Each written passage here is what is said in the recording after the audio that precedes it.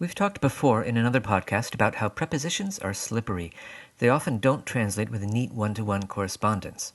In this podcast, let's talk about two Russian prepositions, v and na, and think not just in terms of an English translation, but really, what are the contexts where we can use v and na? We'll even touch on one example that's become something of a political issue.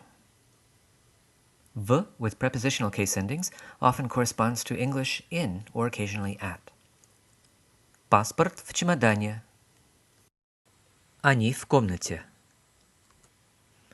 Она учится в МГУ. Мой брат в Германии.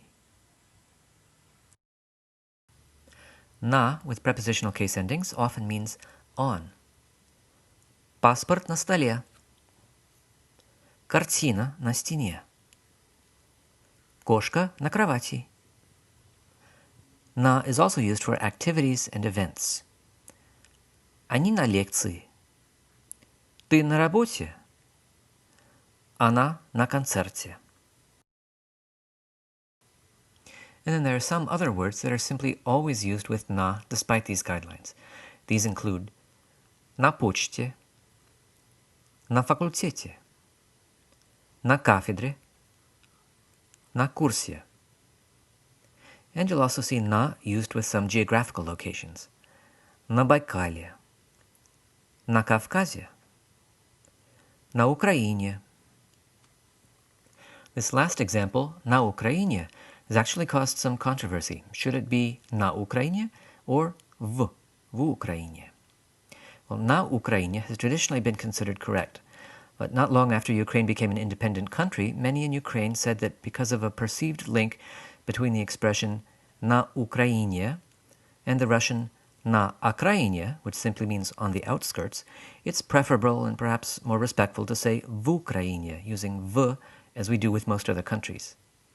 Others, especially in Russia, respond that на Украине has been standard usage for a long time and that there's no need to change this now just because of politics. There may be something of a parallel here to the English and our shift from the Ukraine to just Ukraine as the name of the country. I expect the debate may continue for quite some time, and I always say на Украине, since that was standard when I learned Russian, and it's still standard in Russia, but I do accept both variants on my students' tests. Fortunately, most choices between v and na don't carry that kind of political baggage, so let's review. V corresponds roughly to English in or at. We'll use it typically for enclosed spaces in most countries. Na corresponds roughly to English on and at. Be sure to use na with events and activities and a few other nouns that you just need to memorize.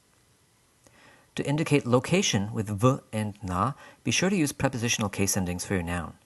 Later on, you'll see that these same prepositions, used with the accusative case, can express destinations as opposed to location. And finally, if you have Russian or Ukrainian friends, ask them what they think about v versus na Ukraiне. It's a great example of the symbolic power of language, even on the level of a single preposition.